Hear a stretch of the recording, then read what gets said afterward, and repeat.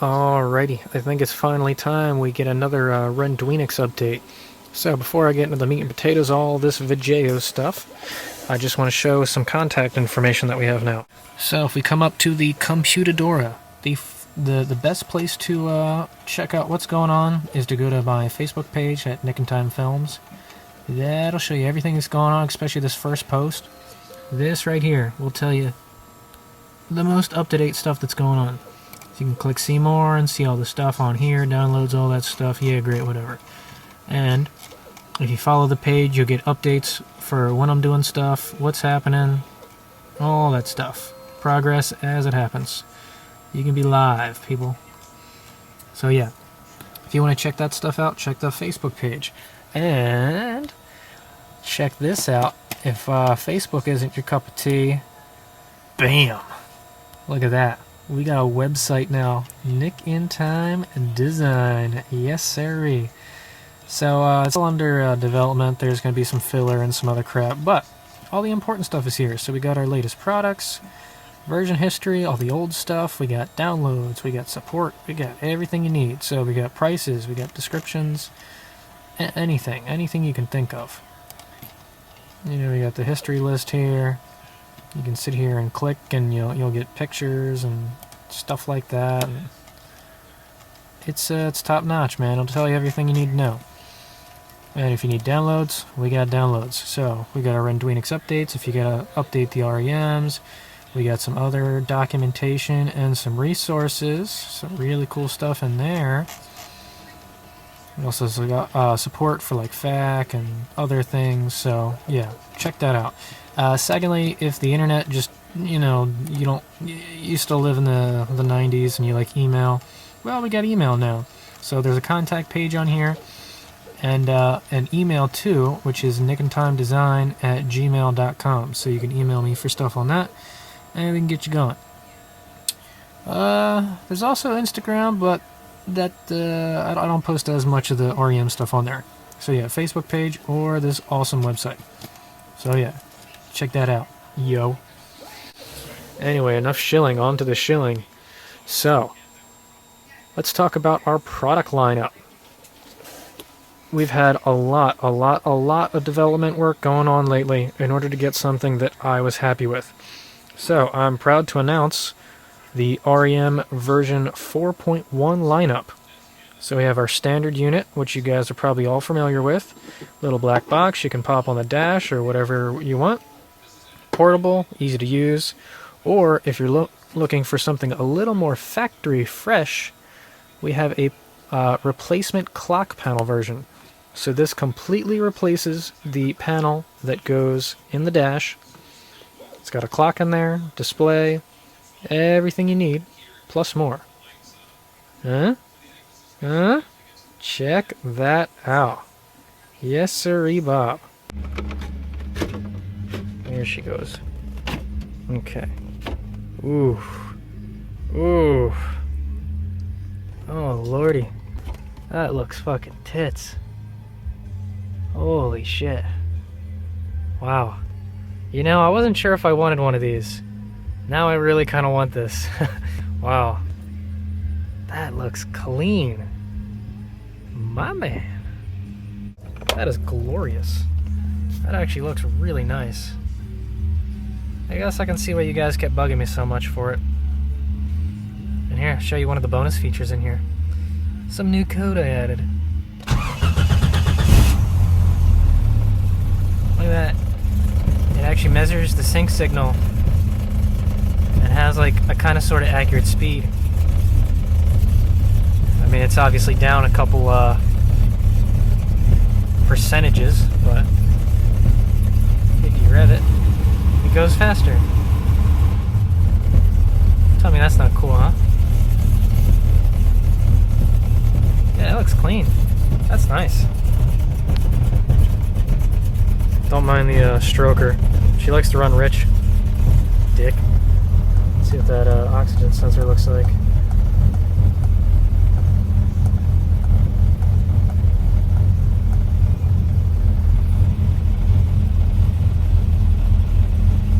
Fucking beautiful. Oh man, I like that. That's cool. So these models are going to be exactly the same. There is no difference. They both have the same exact hardware for the most part. The only thing that this has different is it has a clock and it doesn't have an SD card slot. That's it. So on the standard, the REM2 over here, now we got a micro SD slot for future data logging. Yeah, I know, I still haven't gotten to that. I've been busy trying to make the damn things work.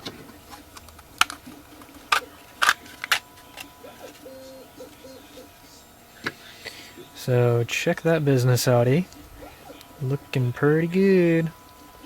Look at that. It's even got the name on there, son. Nick in Time Design. I love how that sounds. Oh, goodness. So I'm not sure how far I'm going to take that name yet, but, you know, just figured I'd get it out there. It sounds cool.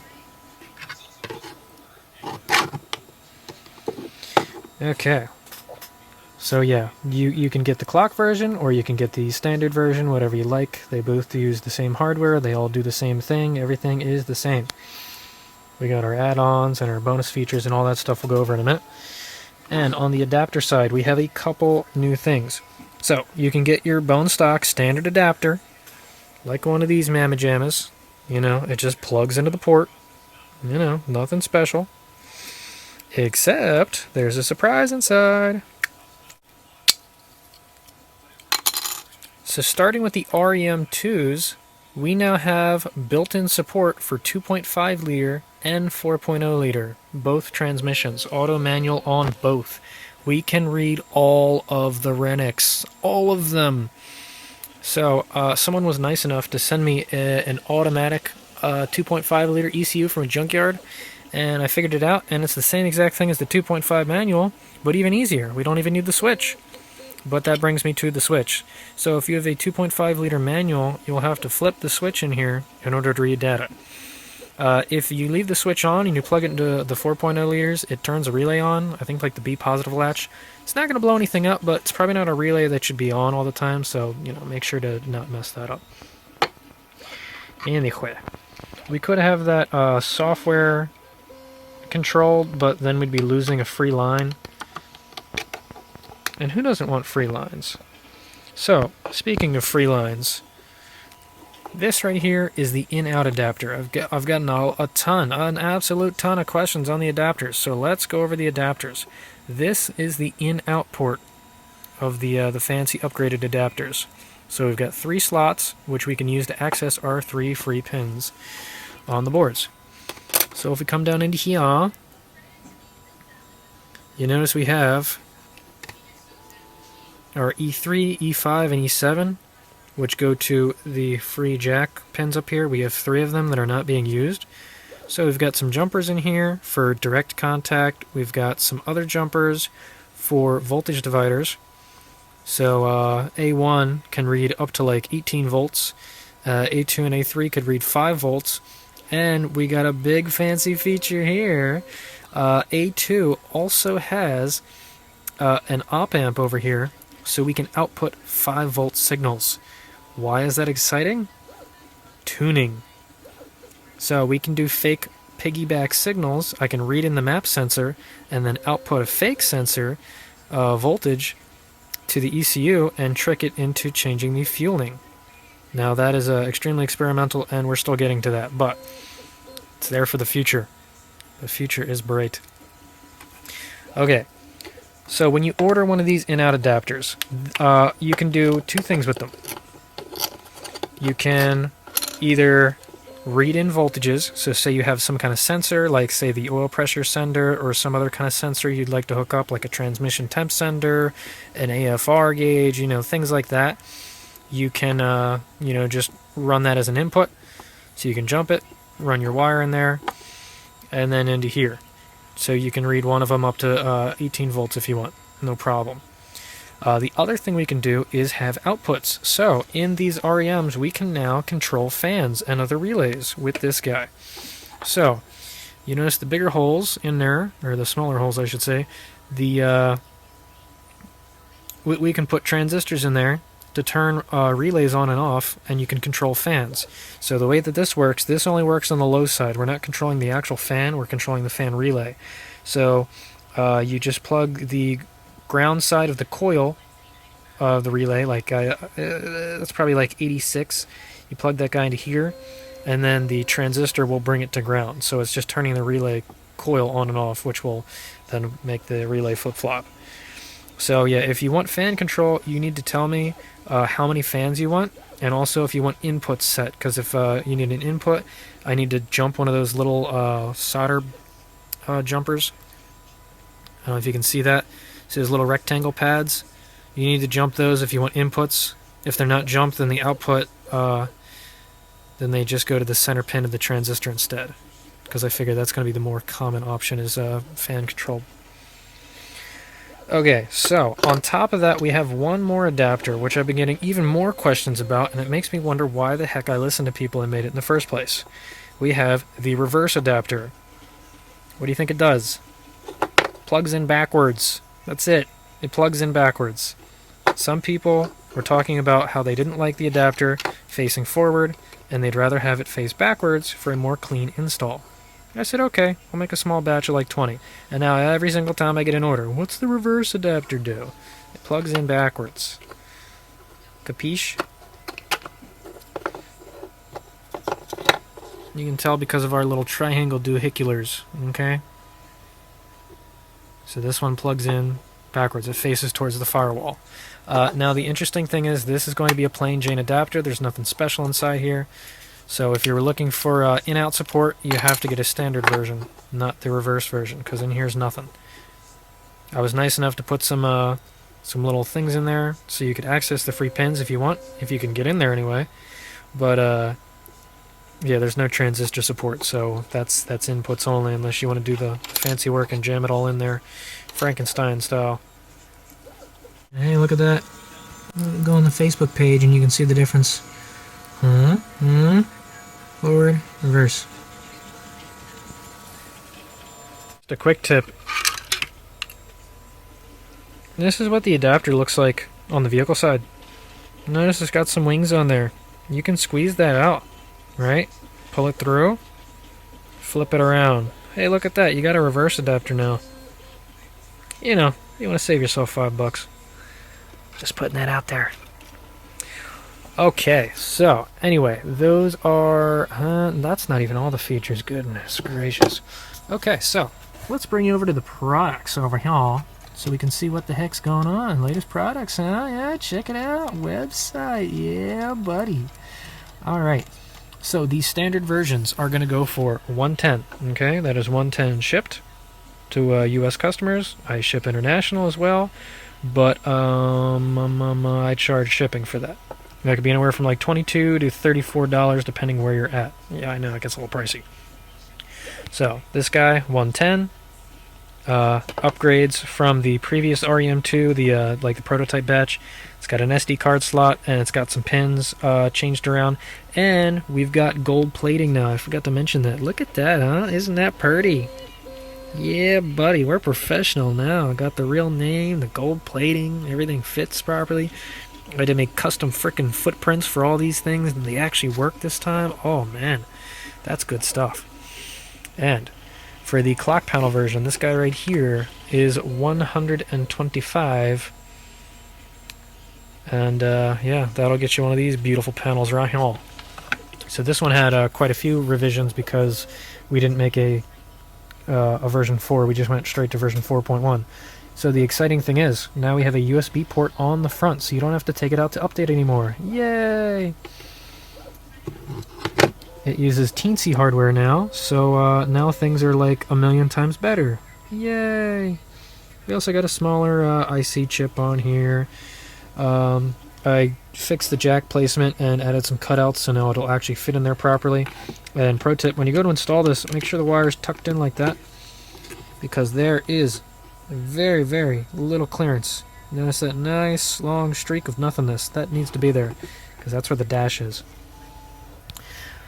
Okay, and if you notice the giant white X, I kind of done did a dingle dumberry. This jack is reversed. So normally the finger flipper is on the bottom, but obviously you wouldn't be able to access that, so I got a jack that is upside down, and that also means that the pins are backwards, Well, goofball me somehow thought he reversed them but didn't reverse them, so now the pins are backwards because I didn't backwards them. Awesome. So now that means that each order of a clock is going to come with one of these little 1-foot jumpers, and I have to cut the end off and wire this thing backwards so that you can use these. I figured I would do this on the jumper instead of the wire, so in case your wire ever gets messed up, you want to go longer, shorter, you want another one, no problem. You can just use the jumper to do the flippy floppy. Okay. So yeah, I think that's about it on that for goofs. Okay, so let's go over upgrades. So the first one up is the Bluetooth module. This seems to be the most popular one. And it is this guy right here. So for 15 smackaroos, you get yourself a little Bluetooth module, that blue guy right there. And what that does is it will connect to an Android phone and send all the data to your phone. So this might be particularly useful for the clock version, because the problem is this is going to be in your vehicle at all times. So say you're trying to, adjust the TPS, or, just diagnose it outside of the vehicle. Well, you can't do that because this is stuck in your dash. So you get yourself a Bluetooth module and an Android phone, and now, hey, you can connect to it, you can read all your sensor data, and all that business. So here, let me boot that up and show you the wonderful work of Lucio and his app XJ Blue Talk. Come up to our Android App Store over here, and we can see our XJ Blue Talk app. So we'll just install this guy, accept, and we'll see what she look like. So for this to work, we're going to have to install our Bluetooth. So we go to Bluetooth. First we have to turn it on.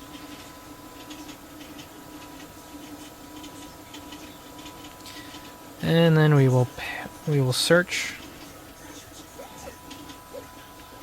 and see how our REM's doing. So this one over here is mine. It's all decked out, got all that cool stuff. So let's see if she comes up. Okay, so we got the clock in here, and just quick glance, show you what that looks like. Ain't she purty now, eh?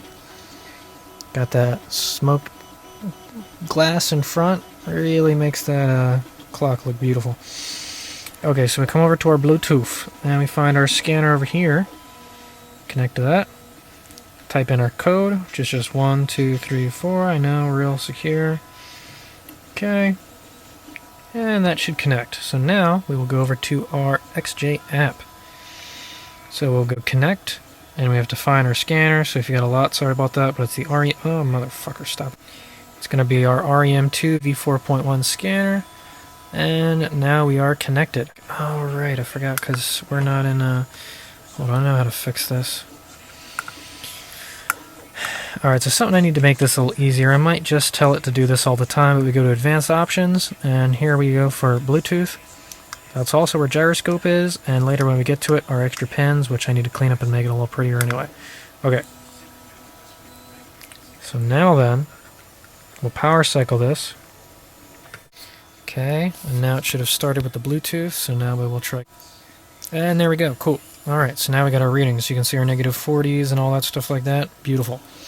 So you can change the color if you want, so you can look all matrixy and stuff like that. We got our Celsius and Fahrenheit, so that's cool.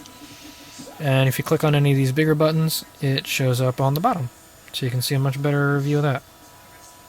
We got 2 line graphs over here that move back and forth, and it's all really cool stuff. So yeah, if you want Bluetooth, you can take this thing and you can walk all the way across the house if you wanted. You could keep an eye on your car and see when it's warmed up in the winter time with this thing. It's actually really cool. So props to Lucio for actually writing this app and working with me to get all this to work properly. Because without him, we would not have this. So big props to him.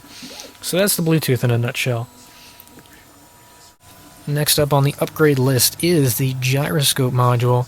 Okay, so this one is a bit more experimental. I haven't done the math behind it yet to really get anything super functional, but we have planned for roll tilt, acceleration, and a compass gauge. So let me swap, and I'll show you that.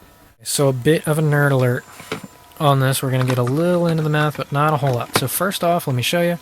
This blue guy right here is the Gyroscope module. So this will also fit on clock versions and standard versions alike. For the clock guys, it'll go on the top up there where it says gyro. So what this thing does is it has a magnetometer and an accelerometer gyroscope on it that we can use for fancy stuff. So right now I'm only using the accelerometer, and for a good clean reading you don't want that. It's really messy. But this is the general idea. So when the Jeep is tilted, so you're going on a tough trail, you want to know when you're going to roll over, this will tell you when you're about at your tipping point.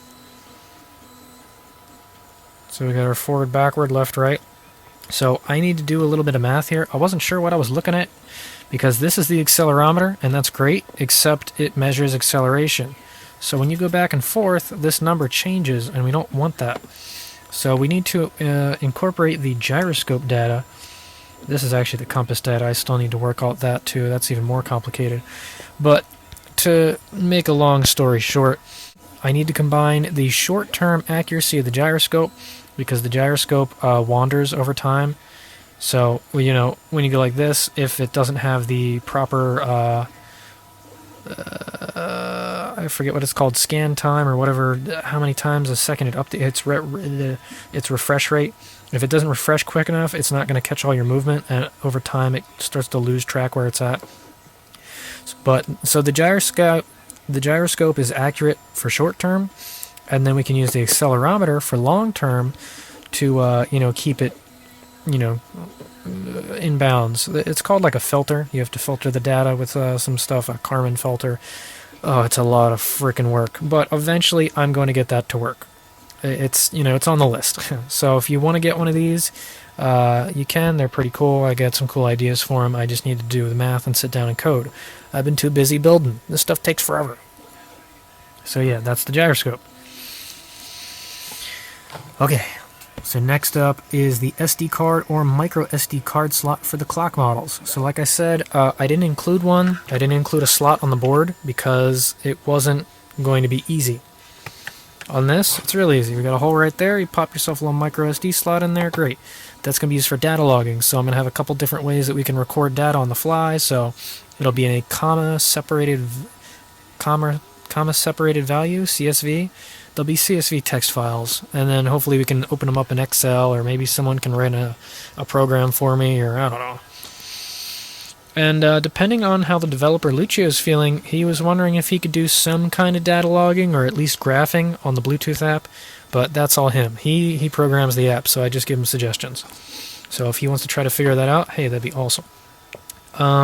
Anyway, so this is going to be more of a custom thing. It's you know, if you really want one, you can get one. So this is what it looks like. This is the full SD card slot. Notice that thing is a monster. But I have a slot printed out and a thing held, and we got some external wiring for it. So when you flip it over, look at that. There's a nice little slot there. Ain't that cool? Yeah, so I needed a breakout board for that because right angles and mounting and custom stuff. I'm also working on the micro SD slot. That one is a lot smaller and a lot tighter. I'm still trying to work on that, but it'll work the same way. So yeah, if you want an SD card slot or a micro SD card slot for your clock, yeah, you can upgrade that as well. Okay, so next up is the in-out port adapter. So I kind of already went over that. So if you want one of these adapters poking out the side, you can get that. Inputs, outputs, fan control, stuff like that. And on the Etsy page, I'm going to have it laid out so you can order how many fans you want and stuff like that. I'm going to have diagrams and hookups, and I'll have a video and, you know, all that stuff. We're getting there. I just need the time. Next up is the reverse adapter. So I kind of went over that too. This one points forward. This one points backwards. Simple as that. And then you can get extra adapters or extra Ethernet cables if you want. So, yeah, alright. I think that covers that. We also have switch panels. I need to add that. So, I just sent them out. So I guess we'll send you back to an old video. Hopefully I talked properly there. But, yeah, if you want, since we have all this free space down here, I also have the option for up to 2 switches. Or switch holes. They look a little something like this. And yeah, you can fit factory switches in there real pretty like, so let me show you what that looks like. Okay, so real quick, I just wanted to show off what these switches look like. So this is the clock panel with the optional dual switch option.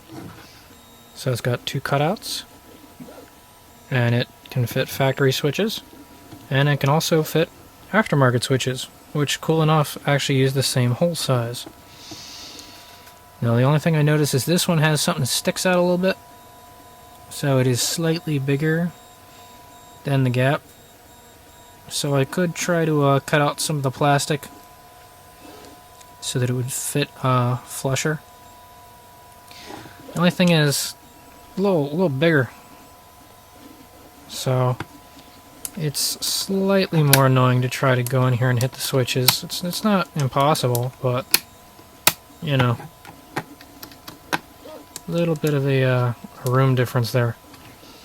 Just wanted to show that off though, that both sizes actually do fit in there just fine. Neat. And we can see over here, due to a jack clearance issue, I have to hardwire these pigtails in if you want the switch version, just because otherwise the jack won't fit. Considering it's got to go straight inline like that. Know what I mean? So that's a good workaround for now until I can think of something a little bit better. So yeah, we got switches, we got SD cards, we got different color clocks. Right, you can, with the clocks, we have red, green, and yellow. I still haven't made a yellow one yet to see what they look like, but I'm sure it's, you know, rather yellow. So yeah, we got different clock colors too. The red is much brighter than the green, if that matters to you. Okay, so how are you going to get these guys?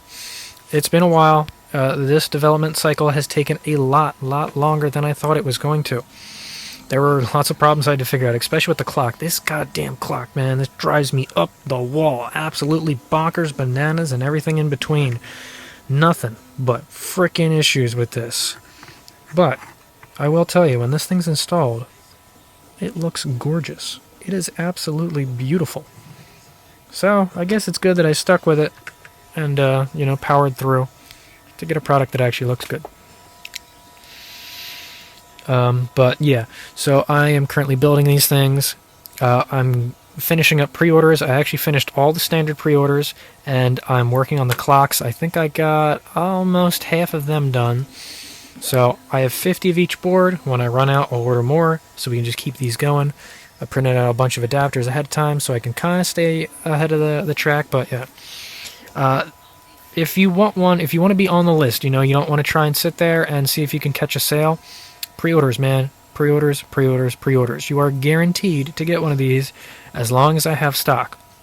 So, message me on Facebook or through email if you really have to.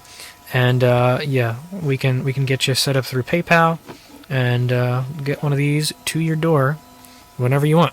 Well, I mean, I guess whenever I want, because I have to build the dang things.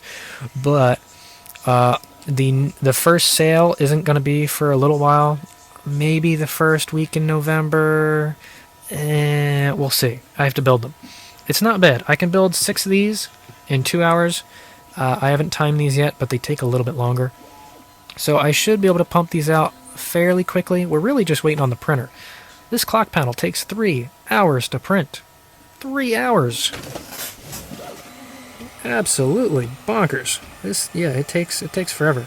And up on the top there, I had to slow it down because otherwise the plastic's too squishy and it gets all. I mean, you can see it raise a little bit there. I need to slow it down a bit more. Ugh. 3 hours. So yeah, if you want one, message me for a pre-order, or if you want to wait for a sale, I will. I'll let you know when that sale's ready to go. Let's sidetrack on the printer real quick. So I want to show up some cool things. So first off, you notice we got a big old vent tube. I'm tired of breathing in ABS, so now I have a vent tube that goes outside, and I even printed little adapters for a computer fan. So check this out. Look at that, huh? A little tubular on there for a nice little printer vent. Tell me that's not sick, huh? Use the printer for the printer. My man. And we got a little flippy switch over there, so yeah, I'm a little proud of that. Believe it or not, you can cut this stuff with a hole saw. You can just slice right on through that. Next on the list, you can't really see it now because I had to put this hood over it to help capture the fumes because there's a big opening in the back. But now, we have a print gauge, so we can see how much plastic we got left without looking. So we've got 100%, 75%, 50%, 25%, and 0. And yes, I was the nerd that did the frickin' circle area math to figure out the true half and not just half on the straw. Yeah, I went that far. They last a while. And another one I'm really happy about is now I got little LEDs up there on that print head, so you can actually see what the heck's going on, because before I'd have to take a flashlight and go, hey, what's going on in there? Hello? So now we can kind of see what's going on. So that's cool. So yeah, this little printer is, yeah, doing work, man. I don't even want to know how many hours are on this thing. This thing is a champion. Absolute monster. This thing has been excellent. So keep up, little buddy. I'm kind of drawing a blank, so I think I've covered everything important that I need to. So let's ramble some more. So when gonna get to OBD1. Okay, so check it out. We got our fact page over here, so you can see all the models it works with, what the thing does, what it works with, what it doesn't work with, all the readings. I'm gonna actually do a page that shows what the readings mean too, so we can look through that. Ordering info, seriously, everything, man. And if it's not on here, let me know so I can put it on there. So let's go over some bonus things. So I actually made a an OLED one-off for a customer. He had a V3, but he wanted something with a bigger screen. So yeah, I made him a custom little thing. It took me like 2 or 3 months to you know, port everything. The coding was a bit of a nightmare to get all that set up. But yeah, I guess I can show that off. Okay, so I just want to show you a custom project that I've been working on for a while. There was a customer that was interested in using a different display. So this right here is a 2.7-inch monochrome OLED display. So it's one color, and it's OLED. That sounds cool, but I don't know. I've had not the best time with OLED, honestly. So we'll turn it on. Check that out, eh? So it looks like it flickers on the phone screen a little bit, so you can't notice that. So he wanted a portrait style, so that was interesting to try to figure out. But yeah. So generally most things have 4 rows, and we can only fit 5 digits because he wants big numbers so he can see everything. But yeah, you can see the gauges right here.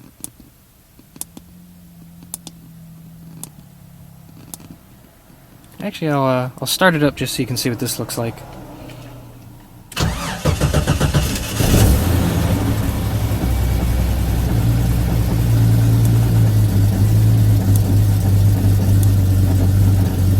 Yeah, I gotta fix that.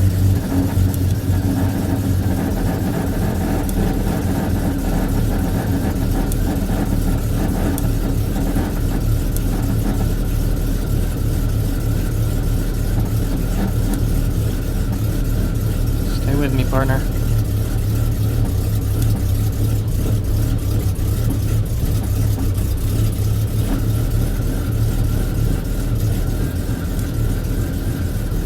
That's a custom gauge for him.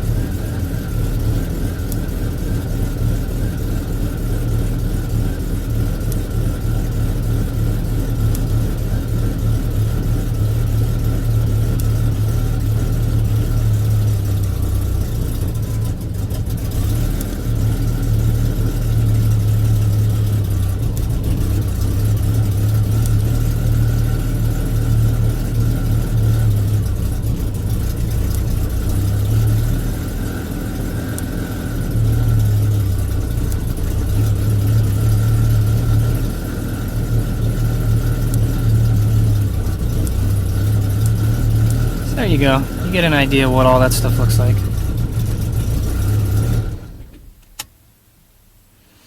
So those are the gauges. And it actually does look kind of cool. The only, like, one of the biggest downfalls with this screen is its brightness. So he's planning to put it in the clock area over there, so it should be fine in the shade. But when you bring it into the sun, you can't see anything. And also, look at that, now the screen, the phone is picking up the flicker. But again, you can't see that in real life. It just looks rather dim. You can still make it out, even in sort of bright sunlight, so, you know. It'll probably look better without the cover on it, too. But it's definitely a lot better in the shade. Okay, so, let's bring you through some of this. We also have the TCU screen. So this has got all of our business in here. It's got everything. So, for instance, when we push on the TPS goes up. Then we hit the brake comes on. Got your power comfort, all your switches and all that stuff. And we also got, let's see, which one is it? We have our timer built in. So our 0 to 60 timer, you got your your time and all that. We also have our error screen over here. So for instance, if I trigger an error with my solenoid override switch, if I can push it, the way that this works is we have error codes for solenoid 1, solenoid 2, solenoid 3, and the TPS. The C is a current fault, and the S is the stored fault. So those are the ones that are available. So each one has a C and an S, and the TPS just has a C because it's current. So that's cool. Alright, in the diagnose screen, this one, oh my lord, that took a while. Okay. So this is kind of cool. Everything's in, 4 rows again. You still got your info, but text is, yeah. I had some fun with that, let's just say. And you got your pinout. Still got our min-max mode, so that's cool. So that's a diagnose screen. And then finally we got our settings, which should be with this button. So you can come through here, and this is what the menus look like. So we have our top and our bottom to change what we're looking at. And then we can switch it at the bottom. And, yeah. So, yeah. That's what the OLED stuff looks like. In portrait mode, it was a little hard to work with some things, so... but, it's close enough. I figure I'll upload this code in case anyone wants it for some reason. So you can make your own OLED version, I guess. But, yeah, just figured I'd show that off before I ship this out. Cool. The fan controller is working really well now. So I finally fixed that out. It was just a voltage regulator issue. So when I get the REMs, going, and I have some free time, and I'm not coding for the REMs, I want to try and make the fan controller. My biggest concern is, what am I going to use for the temperature sender? For now, I could just force people to have to use the newer XJ thermostat housing with that sender if you wanted. Or if you guys can find other senders that will work, like if you want like a radiator probe or something, and you can find me the part number for one that'll work, then we could do that as well. And I could have different profiles so they could use different things, and yeah, there's lots of things.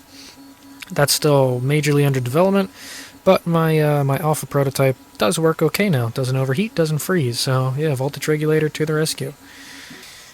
Future stuff, I don't know, maybe a color touchscreen at some point for like a mega version, but that's going to be way in the future. I still have way too many things to code and work on and all that. So, yeah, alright, I guess that's everything for now, so, yeah. OBD2's not, or OBD1's going to be a while away. I still have way too many projects to catch up on, but we'll get there eventually. Okay, I'm going to get back to work. She's finally ready.